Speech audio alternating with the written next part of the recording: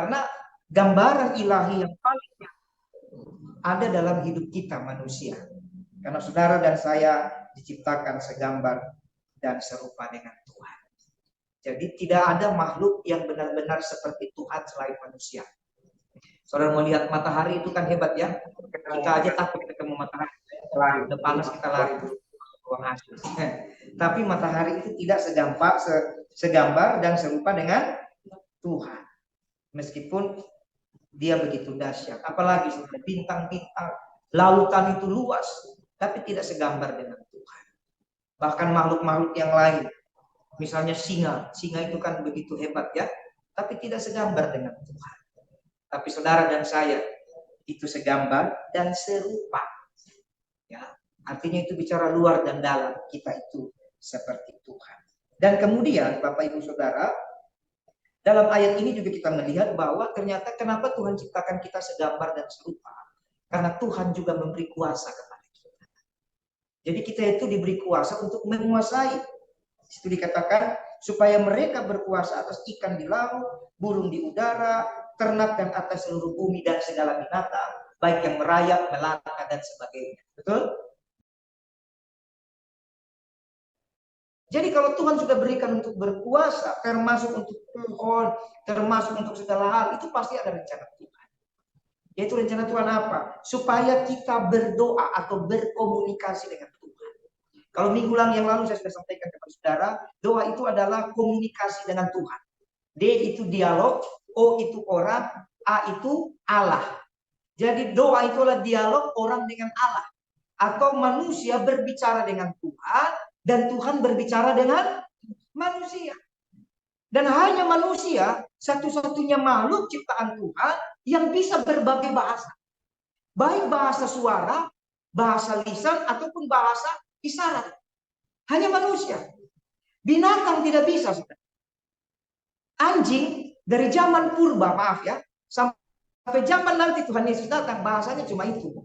Guk, guk, guk, guk, kan gitu. Tidak bisa anjing tiba-tiba bisa bahasa kucing, nggak bisa. Kalau ada satu di antara 1 miliar anjing, artinya itu pasti masuk acara aneh tapi nyata, gitu. Tiba-tiba ada anjing bisa bahasa meong meong meong, gitu. Nggak bisa, anjing hanya bisa bahasa anjing, burung hanya bisa bahasa burung. Tapi manusia, saudara, manusia saja punya banyak bahasa. Di Indonesia ini ada berapa ratus bahasa. Ada bahasa Indonesia, bahasa nasional kita, ada bahasa Batak, ada bahasa Mandarin, bahasa Jawa, Tresno, Soko, Jala, Kulina. Nah itulah, saya nggak tahu. Ada bahasa Papua, bahasa Manado, bahasa Nias. Itu baru Indonesia. Belum kalau kita keluar negeri ada bahasa Jerman, bahasa Spanyol, bahasa Inggris, bahasa Thailand, Tagalog, macam-macam bahasa. Dan ketika manusia mempelajarinya, manusia juga bisa. Amin. Bahasa Rusia, kayak kita semua kan pasti tahu bahasa Inggris minimal apa? Love. Nah, love itu tahu ya? Cinta. Apalagi? Money. Ya. Money itu duit. Nah, kayaknya kita semua tahu. Apalagi? Eat. Nah, makan. Drink. Nah, itu umum lah. Nah, ini bukti bahwa hanya manusia yang bisa. Binatang nggak bisa. Binatang itu terbatas. Ada yang bilang simpanse itu pintar seperti manusia, tapi dia tidak bisa. Kita kalau mau belajar bahasa bisa, saudara. Bahkan bahasa isyarat kita bisa. Kenapa, saudara? Karena doa itu lahir dari hatinya Tuhan. Makanya Tuhan mencari satu makhluk ciptaan yang benar-benar bisa berkomunikasi dengan dia. Seluruh tubuh kita ini, Bapak Ibu, dari kepala sampai kaki, didesain oleh Tuhan untuk bisa berkomunikasi dengan Tuhan. Makanya saudara perhatikan, mau agama apapun, hampir seluruh tubuhnya itu dia berikan untuk berkomunikasi dengan yang dia puja. Kita orang Kristen, dalam hal ini kita konteks orang Kristen ya. Saudara berdoa bisa begini, bisa begini, bisa begini, bisa begini, bisa. Bahkan orang yang lagi sakit di tempat tidur di rumah sakit, dia berdoa terlentang. Bahkan Alkitab mencatat Elia pernah berdoa sampai kepalanya ada di antara kedua lutut. Nah, saudara boleh tes gimana caranya kepala bisa di antara kedua lutut. Gimana cara doanya? Ini luar biasa, saudara. Karena seluruh tubuh kita ini didesain Tuhan untuk berkomunikasi. Beberapa tahun lalu saya dapat kesempatan melayani di satu rumah tunanetra milik Pendeta Rinson Manyonyo di daerah dekat Depok sana. Itu orang tunanetra. Jadi beliau ini pendiri yayasan apa itu namanya? Saya lupa nama yayasan, tapi saya ingat namanya pendeta namanya adalah Rinson Manyonyo. Rinson Manyonyo ini tadinya sehat, dia tidak buta, dan dia sekolah teologi. Tapi beliau agak sedikit nakal. Kalau ada orang-orang buta, dia ganggu. Ini kesaksian dia, dan dia catat dalam bukunya. Saya diberikan buku oleh dia, ada di rumah itu. Saya tadi lupa bahwa tebal begini, saudara. Nah, di dalam buku itu ada catatan kesaksian dia. Jadi pernah dia bikin acara retret, bukan dia ya, ada satu organisasi bikin acara retret, di mana orang-orang buta hadir. Nah, dia dengan teman-temannya iseng pasang tali dari ujung ke ujung.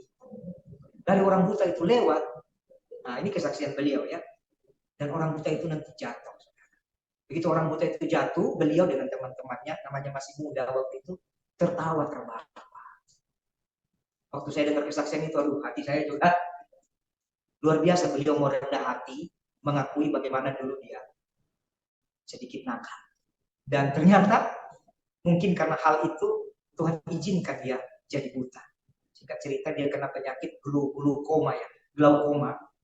Tiba-tiba pembengkakan pembuluh darah mata, langsung buta tiba-tiba. Dan berulang-ulang dia mau bunuh diri. Dia orang Sulawesi. Dia mau lemparkan badannya ke alat penggiling padi atau apa itu yang lagi nyala. Tapi mungkin karena buta, dia harusnya lemparkan dirinya ke kiri, jatuhnya ke kanan. Antara karena buta atau karena Tuhan tidak mau dia mati. Dan berulang-ulang dia mau bunuh diri selama setahun lebih kalau saya tidak salah ya. Dia ulang-ulang mau bunuh diri sebagai penyesalan dan merasa hidupnya tidak terang. Sampai sekali waktu dia mengalami satu perjumpaan dengan Tuhan, ternyata itu cara Tuhan untuk Tuhan pakai dia menjadi hamba Tuhan untuk orang-orang tunanetra. Amin. Dan dia bangun yayasan besar, kamarnya besar, udah kayak hotel. Berapa ratus kamar itu? Berapa puluh kamar? Berapa puluh kamar? Nanti sekali waktu dari jemaat, kalau kita mau melayani ke sana boleh. Nah, kita lihat mereka orang-orang buta ini. Nah, dan ada ruang ibadahnya seperti ini. Saya heran, yang saya mau saksikan adalah begitu. Mereka bisa tahu kamar mereka di mana. Tidak salah kan ada yang naik tangga, itu kan rumahnya besar. Sebesar showroom ini, bukan hanya ruang ini dari bawah, lebih besar kayaknya. Ada taman, ada ruang makan. Nanti ada bunyi bel. Oh, berarti bunyi bel begini artinya makan. Nanti mereka tahu. Nanti yang asrama putri ada, yang putra ada. Nanti mereka tidak bisa salah kamar. Benar-benar tahu kamarnya di mana. Nanti di setiap pintu itu ada tulisan. Tapi tulisannya kita tidak bisa baca. Karena tulisannya cuma titik-titik. Yang bisa baca mereka. Saudara tahu bagaimana cara mereka baca? Pakai jari. Dari situ kita bisa tahu benar-benar seluruh tubuh manusia ini diciptakan Tuhan untuk berkomunikasi. Kita membaca pakai mata dan mulut. Orang buta membaca pakai jari. Kamarnya Pendeta Budi. Oh, ini kamar. Begitu jalan, kamarnya Pendeta Johan. Oh, bukan kamar saya. Kira-kira begitu kan? Hebat, saudara. Tidak ada binatang bisa begitu. Binatang cuma pakai naluri. Binatang cuma pakai insting. Manusia dalam keterbatasannya, dia menemukan cara untuk bisa tetap berkomunikasi. Kenapa? Karena sekalipun mereka buta, sekalipun manusia punya keterbatasan, ada roh Allah dalam diri mereka. Amin. Jadi itulah sebabnya perhatikan baik-baik. Tuhan ciptakan saudara dan saya itu segambar dan serupa dengan Tuhan. Dengan satu tujuan, kita berkomunikasi. Jadi kalau ada yang bilang saya tidak bisa berkomunikasi, saya tidak bisa berdoa dengan Tuhan, berarti ini citra Allah, gambar diri Allah dalam diri saudara sudah rusak. Siapa yang bikin rusak? Diri kita sendiri, karena kita pergaulan, karena kepahitan, menyimpan emosi, dendam, amarah. Jadi dari sini kita tahu bahwa Tuhan merindukan, saudara, kita diciptakan, tadi kita sudah baca, selain segambar dan serupa, Tuhan ciptakan kita itu juga diberikan kuasa, dan juga Tuhan memberkati kita. Katakan amin. Berarti saudara, Tuhan berkati saudara, tujuannya untuk kita bisa bergaul lagi dengan Tuhan. Jadi Tuhan berkati kita bukan untuk memuaskan diri kita saja, tapi supaya kita bergaul dengan Tuhan. Jadi doa itu adalah sarana komunikasi manusia dengan Tuhan dan Tuhan dengan manusia. Amin.